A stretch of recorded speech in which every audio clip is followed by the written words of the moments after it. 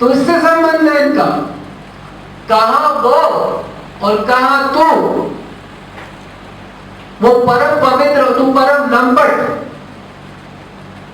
वो हर दिन में 3 बार स्नान करते हो, तुम अशुचि, एकदम साफ सफाई नहीं करते। वो धर्म कर्म में इतना पूजा पाठ करती है और तुम उनसे क्या हो, धर्म कर्म विहीन हो। तुमने किसी प्रकार का कोई धर्म कर्म है ही नहीं बिल्कुल भी, और वो एकदम स्थिर है और तुम क्या हो, चंचल। ये सब सिखा रही है राधा रानी। ऐसे ऐसे बात होगी तुम्हारी, ये सोचिए, इस प्रकार की बात होती है विशाखा में, और हम सब कैसे, हम भी इसमें असिस्ट करते हैं, हाँ मैं भी ऐसे करूंगा। अब और श्री कृष्ण क्या बोलते हैं कि ऐसी बात कर रही हो। दुर्वासा मुनि ने वो बात आपने उपनिषद में मुझे ब्रह्मचारी बोला है, पता है तुम्हें? ऐसे बोलते हैं श्री कृष्ण, पता है? तो मेरे पे ऐसे इल्जाम लगा दिया। मैं भी कोई ऐसा वैसा नहीं, मैं भी धार्मिक व्यक्ति हूं, तो मैं विष्णु मंत्र में दीक्षित हूं, सुबह पाठ करता हूं मैं, और तुम बोल रही मैं चंचल हूं। 7 दिन गोवर्धन उठाया था मैंने, चंचल हूं, ऐसे ही चंचल हूं।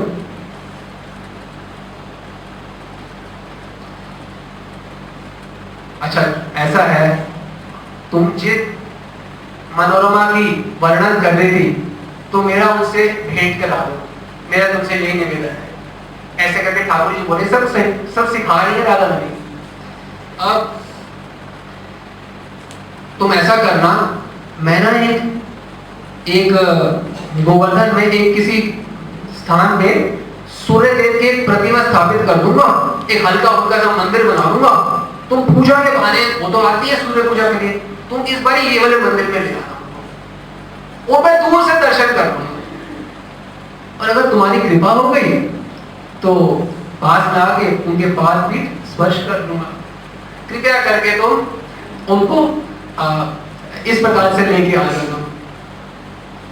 एक तो श्री कृष्ण से मिलने के लिए राधा व्याकुल है, और दूसरा क्या देख रहे हैं आप, राधा रानी से मिलने के लिए वो भी अपने प्लानिंग कर रहे हैं, वो अपने प्लानिंग कर रहे हैं, वो अपने प्लानिंग कर रहे हैं। ये जो ब्रज है, ये ब्रज में दुर्लभता है, ऐसा नहीं कि लक्ष्मी नारायण है हर समय साथ में, वो दुर्लभता, यही प्राण स्वरूप है सारी लीला का।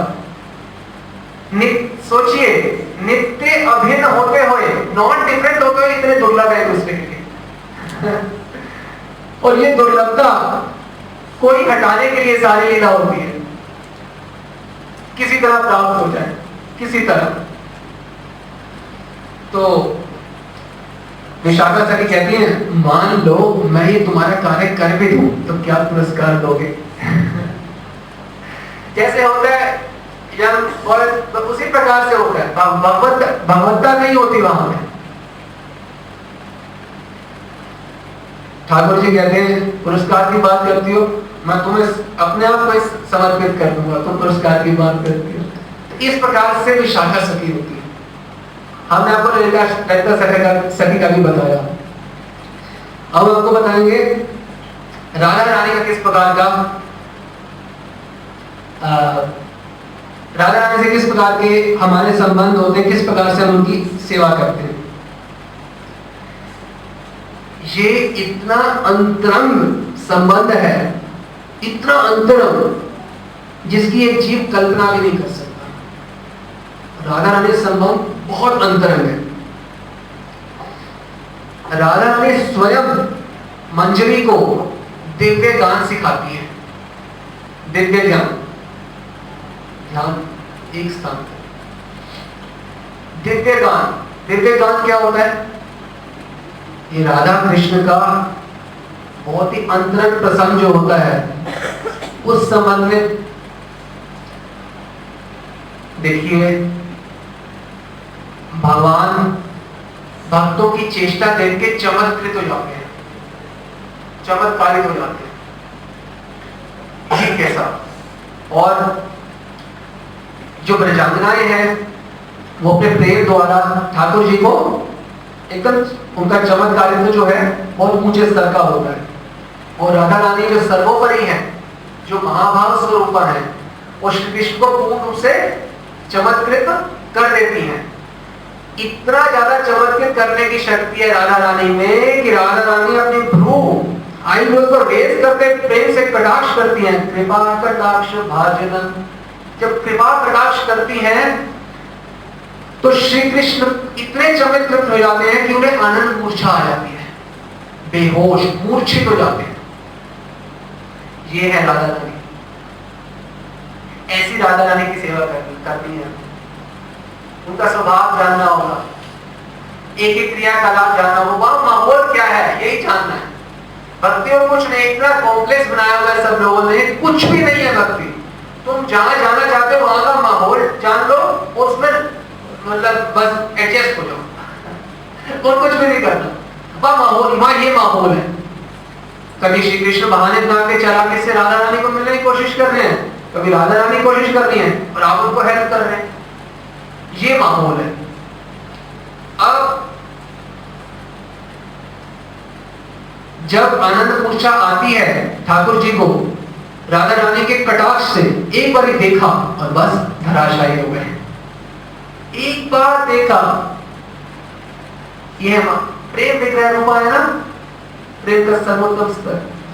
तो जब मूर्छित होते हैं तो किशोर जी बहुत प्रयत्न करती हैं कि ठाकुर जी की मूर्छा किसी तरह भंग हो। अनेक प्रकार के प्रयत्न करती रहती है, परंतु विफल हो जाती है। ठाकुर जी अपनी मूर्छा भंग नहीं कर सक रहे और हमारी ठाकुरानी भी, ठाकुर हमारे नंद के दादा ठाकुरानी राधे, हमारी ठाकुरानी भी जिस काम में विफल हो रही है और ठाकुर भी जिस काम में विफल हो रहे हैं, उस समय किसकी जरूरत पड़ती है? मेरी, मुझ मंजरी की जरूरत पड़ती है। ललिता विशाखा ये कार्य नहीं कर सकते। क्यों? क्योंकि ये कार्य होता है जब मूर्छित होते हैं श्री कृष्ण, तो उनकी आनंद मूर्छा भंग की जाती है दिव्य गान के द्वारा। कैसा दिव्य गान? जो राधा कृष्ण की, जो रसराज महाभाव की विलास वैचित्री का गान है, उस गान के द्वारा, वो गान को गा के उनकी आनंद मूर्छा धीरे धीरे भंग होती है। अब राधा रानी तो खुद ही उस गान का विषय है। वो कैसे गा सकती है कि मैं ऐसी हूं, मैं ऐसी हूं? कोई गा सकता है? अपने वाला है, देखो मैं ऐसा हूं, मैं ऐसा हूं। समझना पड़ेगा, मानवीय भाव से अमानवीय जगत में जाना है। इस जगत में रहने का केवल एक चीज यहाँ से गेन करनी है। यहाँ के भाव देखो कि माता पिता लोग कैसे बात करते हैं, ये बच्चों से कैसे संबंध है। सही नहीं है, पर ऐसा संबंध वहां पे सही रूप में होता है। अब अपने बारे में तो कोई गुणगान नहीं करेगी राधा रानी, क्योंकि वो विषय वस्तु है। तो तृतीय आश्रय की आवश्यकता है, एक और आधार चाहिए। तृतीय आधार, एक श्याम खुद, एक किशोरी जी और तीसरे आपकी वहां जरूरत पड़ेगी। इसलिए आप प्रार्थना करते हो, हे किशोरी जी आप मुझे वो दिव्य गान कब सिखाओगी? क्योंकि ठाकुर को तो आनंद मूर्छा नहीं आनी है, आपको पता है। आपका स्वभाव ही ऐसा है, आप एक कटाक्ष करोगे उन्हें फिर मूर्छा आ जाएगी और आप तो भंग कर नहीं पाओगी। तो फिर as usual, yours truly, yours faithfully, मैं आपकी सेवा में उपस्थित होंगी। अब ललिता विशाखा जो है ये भी संप्राण है, ये भी इतनी करीबी सखी है, परंतु ये जो दिव्य गान है ना, ये निवृत्त निकुंज में जो विलास होता है उसके बारे में है। निवृत्त निकुंज देखो, निकुंज में तो अष्ट सखियां भी जा सकती हैं, अन्य सखियां जो केशवनियां सब जा सकती हैं निकुंज में। निकुंज, निवृत्त निकुंज मतलब श्याम, श्याम और मैं मीन्स मंजरी, ये निवृत्त निकुंज में भी जा सकती। जहां ललिता विशाखा नहीं जाती, जहां सम स्नेहा नहीं जाती, जहां कृष्ण स्नेहा नहीं जाती, वहां राधा स्नेहालिका जाती है। अब स्वामिनी अब अपनी अंतरंग दासी को, अंतरंग किंकरी को, मंजरी को ये दिव्य गान सिखाती है, स्वयं सिखाती है। सिखाए कौन? सिखाए तब कोई किसी को पता होगा, प्रवेशी कोई नहीं कर सकता। तो स्वयं गान बनाती है और वो सिखाती है मंजरी को अपने साथ बैठ के, ताकि उनकी प्रेम की जो मूर्छा है वो भंग हो सके। एक बार ऐसे ही कटाक्ष किया राधा रानी ने और श्री कृष्ण को आनंद मूर्छा हो गई। जब आनंद मूर्छा हुई तो वो जो अखंड सच्चिदानंद तत्व है वो क्या हो गए? विभोर हो गए। किस में विभोर हुए? जो राधा माधुर्य का सागर है उसके अतल में। राधा माधुर्य एक सागर है, उसके होता ना रसातल तलातल आतल पाताल, उस एकदम भीतरी भाग में श्री कृष्ण के चित्त की नौका डूब गई। बाहर कहां से आना है? इतने भीतर से बाहर आना है। बताओ, सागर के थोड़े से नीचे भी चले तो बाहर आने में समय लगता है, और ये तो राधा माधुर्य है। राधा माधुर्य के अतल में शाम की चित्त की नौका चली गई। ना तो शाम बाहर आ सकते हैं स्वयं, ना किशोरी जी बाहर ला सकती है। निकुंज योनो रतिकेली से ध्याये यायाले भेर्योक्तिरपेक्षणीया तत्र अति दक्ष्यात् अति वल्लभस्य वंदे गौरश्री चरणारविंदा। तत्र अति दक्ष, तब एक ऐसे कर्णधार, ऐसे नाविक की जरूरत है जो श्री कृष्ण के चित्त रूपी नौका को बाहर निकाल सके। ऐसे दक्ष नाविक मंजरी की जरूरत है जो बाहर निकाल सके। तो अति दक्ष, जब ये गाते हैं तो हमें कितना कुछ स्मरण आना चाहिए। हमें गाते तत्र अति दक्ष्यात् अति वल्लभस्य, कि अति दक्ष क्या है? वो कृष्ण के चित्त के जो नौका जो डूबी हुई है उसको बाहर निकालने में दक्ष है मंजरी।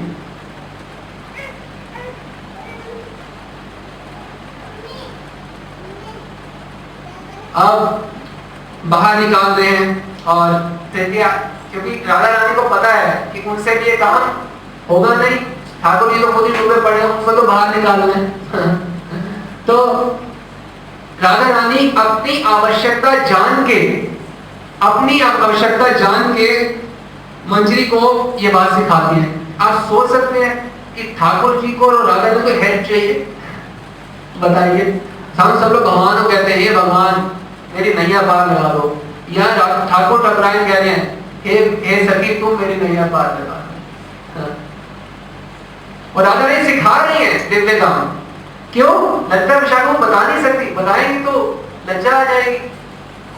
अपने अंतरंग बातें तो सबको थोड़ा बता सकते हो, ये अंतरंग दासियों को बताया जाता है। राधा स्नेहानी का ये भाव से हमें सेवा करती है।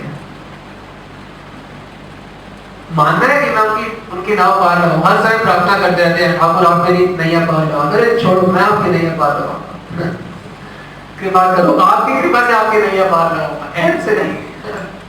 आपकी कृपा हो गई। हमारे तो राधा शिव यही प्रार्थना करनी है ठाकुर जी से, राधा रानी से, कि आप ही मेरे सर्वस्व हो जाओ और मुझ में बस जाओ। मेरे सर्वस्व होके मुझ में बस जाओ और मुझे अपने लीला रस में एक यंत्र बना लो। ये प्रार्थना करनी है ठाकुर जी से, मेरे सर्वस्व होके मुझ में बस जाओ। भुला दो मैं किसी का पति हूं, माँ हूं, बाप, सब भुला दो, आप ही मेरे सर्वस्व हो। स्वामी जी आप ही आप हो, आप ही मेरे सर्वस्व हो। सर्वस्व होके मुझ में बस जाओ, सब भुला दो और अपना लीला यंत्र बना दो मुझे। ये फैक्ट है, ये unlearn practically whatever you have done. जब तक ये अनलर्न नहीं करेंगे, जब तक वो शाही पनीर का टेस्ट याद रहेगा, तब तक कभी भगवान नहीं मिलेंगे। आपको पिज्जा याद रहेगा, आपको भगवान नहीं मिलेंगे। आपको गाड़ी याद रहेगी, आपको भगवान नहीं मिलेंगे। आपने लर्न किए ना सारी चीजें, ये सबको भूल जाओ। जब तुम भूलोगे तो ठाकुर जी का नाम लेना ढंग से।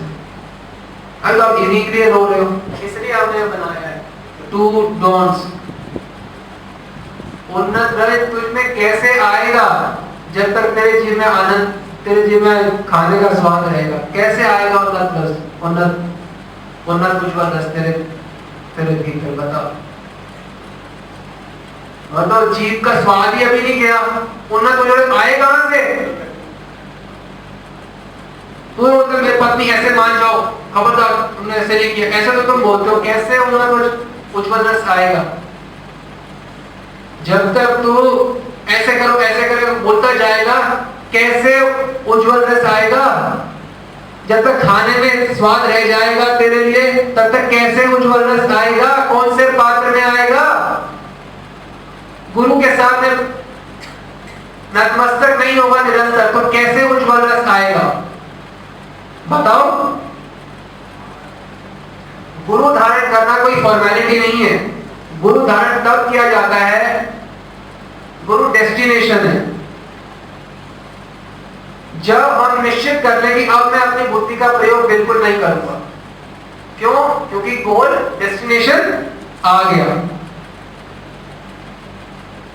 बुद्धि का प्रयोग तब तक करना है कि जब तक डेस्टिनेशन नहीं आया। जब तक बुद्धि का प्रयोग ही तब तक है जब गुरुचरण प्राप्ति हो गई, गुरुचरण आश्रय मिल गया, तो बुद्धि का प्रयोग नहीं। गुरु धारण करने का मतलब है कि अपनी बुद्धि को समर्पित करना। गुरुदेवाय स्वाहा। गुरु धारण करने का कोई मतलब नहीं है। अगर आप अपनी बुद्धि को फिर प्रयोग यही बोलते हो, मेरे को लगता है मुझे भक्ति ऐसी करनी चाहिए, तो फिर तुमने गुरु क्यों धारण किया? जब तुम्हें पता ही है क्या करना है। जब तुम्हें when you know the pain of ignorance, तब गुरु धारण करना चाहिए कि without this person I will always be in ignorance। गुरु धारण कर क्यों रहे हो तुम? फॉर्मेलिटी कर रहे हो। ऐसे उज्जवल रस आएगा जब तुम्हारा रहेगा कि मैं ऐसे सोचता हूं। तुम्हारे सोचने की वैल्यू क्या है? गुरु धारण करने का मतलब आप बताओ आप क्या सोचते हो। मेरे सोचने को छोड़ो, मैं तो सुबह कुछ सोचता हूं, शाम को कुछ, दोपहर को कुछ। आप एक ही चीज सोचते हो। गुरुचरण आश्रय लेना ये पहला स्टेप है भक्ति का। 64 अंग भक्ति के बताए गए, गुरुचरण आश्रय पहला स्टेप है भक्ति का। पर तो पहले स्टेप से पहले तो दिमाग को सीधा करना है, क्योंकि अपराध, गुरुचरण का अपराध करके कैसे उज्जवल रस आएगा?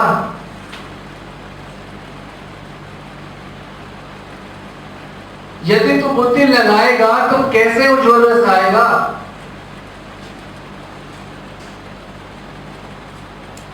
खाने में सुख पाएगा, कैसे उज्जवल रस आएगा? तो बुद्धि लगाएगा, कैसे उज्जवल रस आएगा? वैष्णव सेवा, गुरु सेवा मनोमय नहीं कर पाएगा, तो कैसे उज्जवल रस आएगा? देखो, प्राथमिक ज्ञान कुछ चीजों का हमें किताब पढ़ के ये सब चीजों से हो सकता है, तो यदि वास्तव में हम स्वरूप जागृति चाहते हैं, वास्तव में राधा कृष्ण की सेवा चाहते हैं, वो केवल एक ही चीज से होती है, गुरु कृपा ही केवल। उसका कोई दूसरा आधार नहीं है। जब तक हमें लगे कि मैं ऐसा सोचता हूं, ये बात सोचना ही अपराध है। मैं ऐसा सोचता हूं, जब डेस्टिनेशन मिल गया फिर सोचना बंद। फिर तो जिस सेवा के लिए हमको अगर कृपा मिल जाए, तो सेवा प्राप्त है, उस सेवा के लिए सोचना है सिर्फ।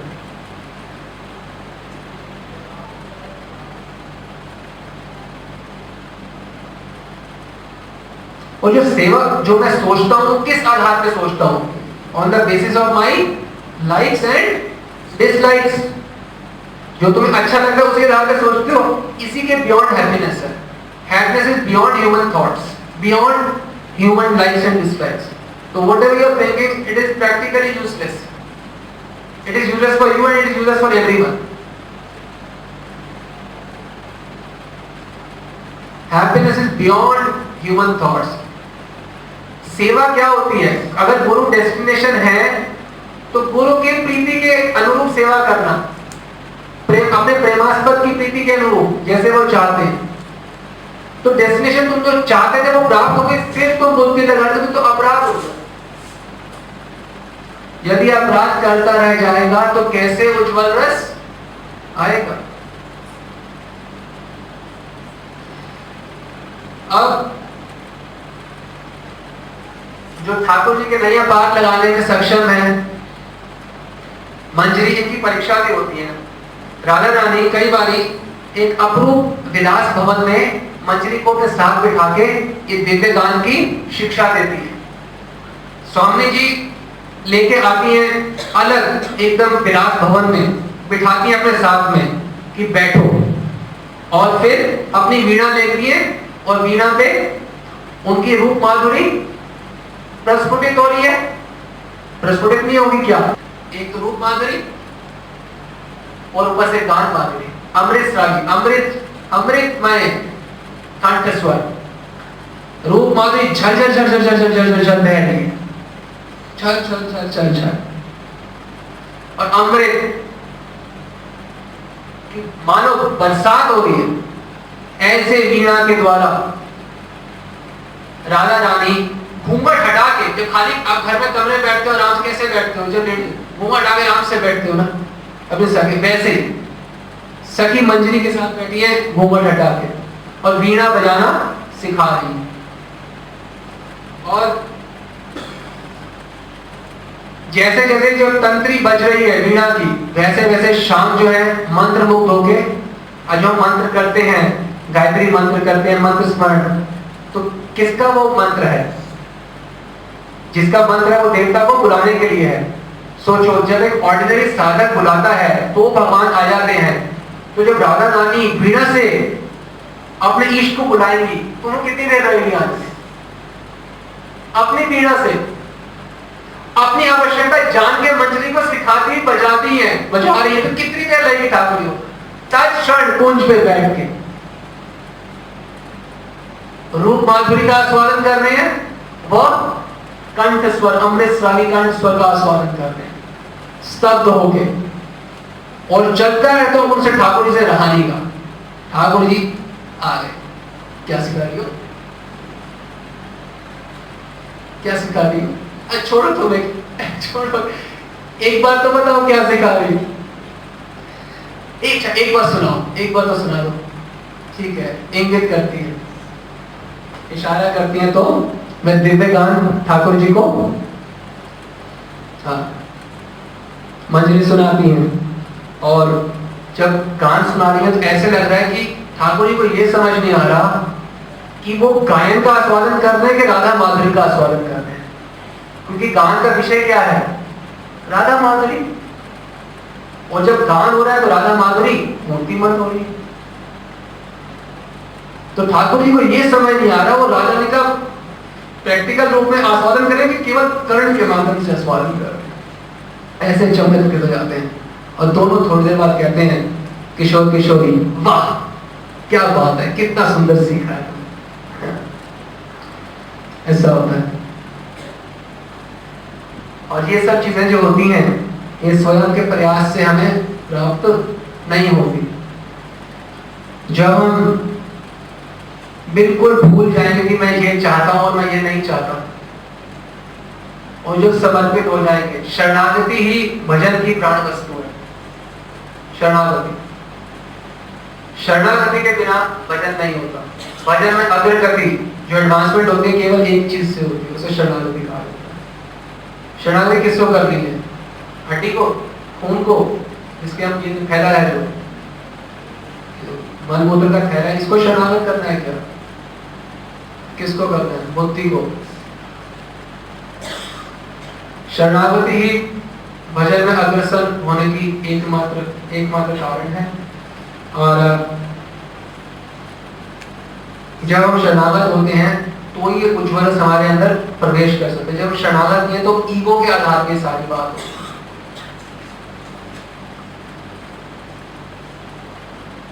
सुबोधिनी में बताया गया है, दैन्यम अप्य एकम हरि तोषणम साधनम। दैन्यम अप्य, humility, pain of ignorance. When we know the pain of ignorance, I know that I don't know, then only you know. I am very sure I know that I don't know, then it means you know. If you know that you don't know, then it means that you really know. क्योंकि आध्यात्मिक राज्य की वस्तु है, ना तत्र चक्षुर्गच्छति, ना वाग गच्छति, ना मनः, केन उपनिषद। ना वाणी जाती है, ना मन जाता, ही कुछ नहीं है। तो हम इन चीजों को लेके जा रहे हैं। तो कृपावश ठाकुर जी या कोई शक्ति संपन्न महात्मा हमें दे सकते हैं।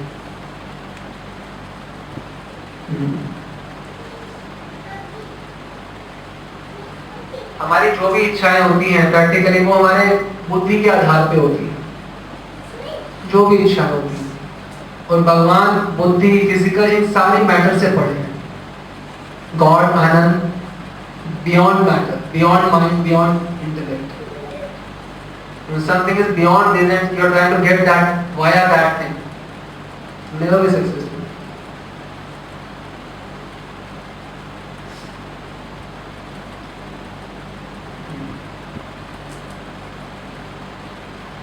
अब हमने ये इतनी सारी वस्तुएं अर्पण करी, अब ठाकुरानी जी को पान कैसे खिलाया जाता है और उनकी अवस्था क्या होती है पान खाने के समय, ये भी कुछ जाने। अब हम पान खिला रहे हैं, वो पान जो है वो सामान्य पान नहीं है कि वो इलायची, जयाफल और ये सब चीजें ना, उसमें शाम का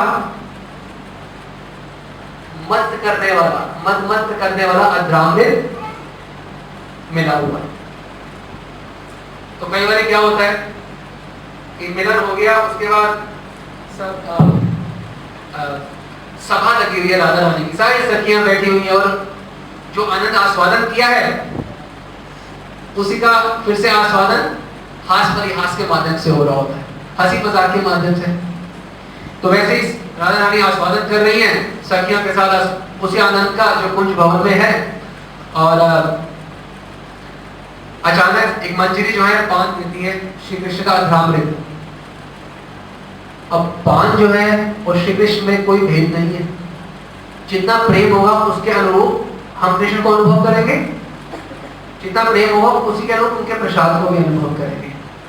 कोई पान है और कृष्ण है, कोई भेद नहीं है। सोचो दुर्लभ वस्तु, जैसे यहाँ पे लड़का लड़की को अचानक मिल जाए, इतने दुर्लभ मुश्किल से कोशिश करो तो प्राप्त होते क्या हालत होगी, आहा। वैसे ही हालांकि उन्होंने श्री कृष्ण के साथ आनंद आस्वादन किया है कुंज में, परंतु वो दुर्लभता इतनी है कि भूल जाते हैं।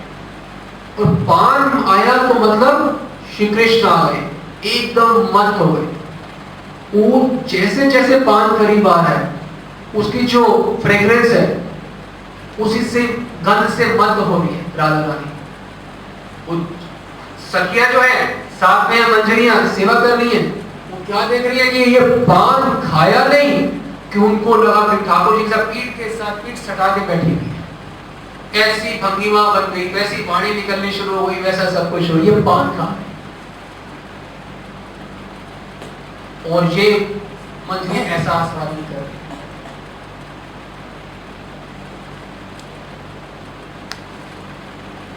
इसलिए कहते हैं जब राधा रानी से अपना संबंध अनुभव होने लगता है तो साधक कहता है मैं जी नहीं सकता, मुझे अपनी सेवा में लगा लो, मुझे हटा दो यहाँ से, मेरे को नहीं रहना यहाँ पे, मुझे हटा दो, मुझे अपनी सेवा में संलग्न कर दो।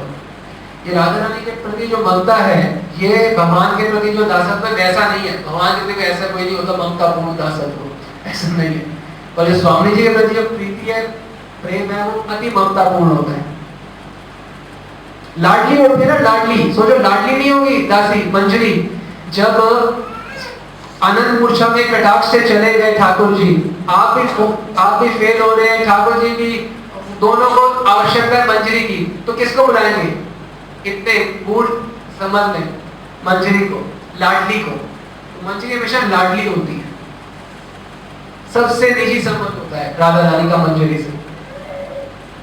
अभिन्न देह अभिन्न प्राण।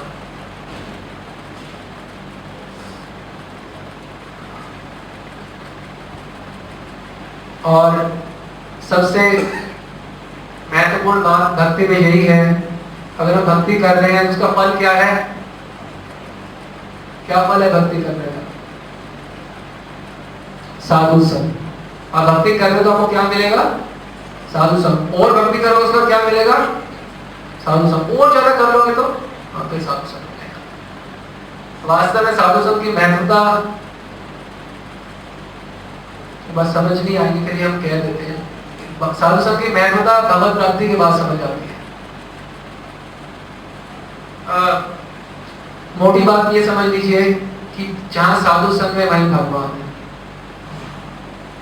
शास्त्र बताते हैं ना हम तिष्ठामि वैकुंठे,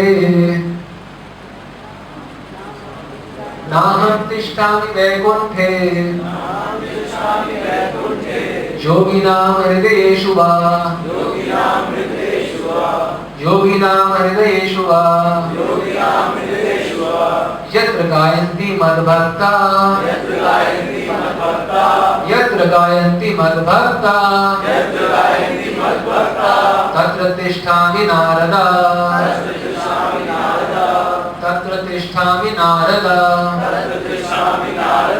भगवान कह रहे हैं मैं गोलोक वैकुंठ कहीं नहीं रहता, ना मैं योगों के हृदय में रहता हूँ। जहाँ भक्त मेरा प्रेम पूर्वक गान प्रेम पूर्वक सेवा ये करते हैं, मैं वही रहता हूँ। तो अगर हमारे को साधु संग के अलावा कोई दिमाग में कभी कुछ आता है कि मैं इस प्रकार से भजन करूं, तो इससे भजन का ह्रास होगा।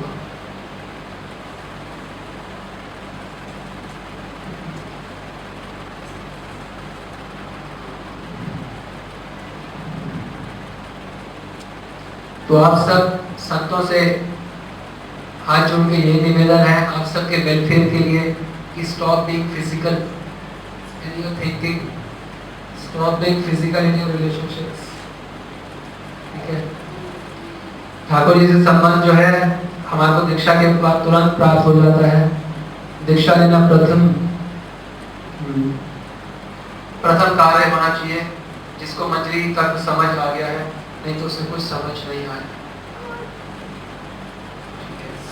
आशा करते हैं आज का जो राधा अष्टमी का सत्र है इससे आप पूरे जीवन लाभान्वित होंगे और अपना संबंध जो है राधा रानी से, ललिता सखी से, विशाखा सखी से, गुरुमणि से और प्रगाढ़ता से कर पाएंगे।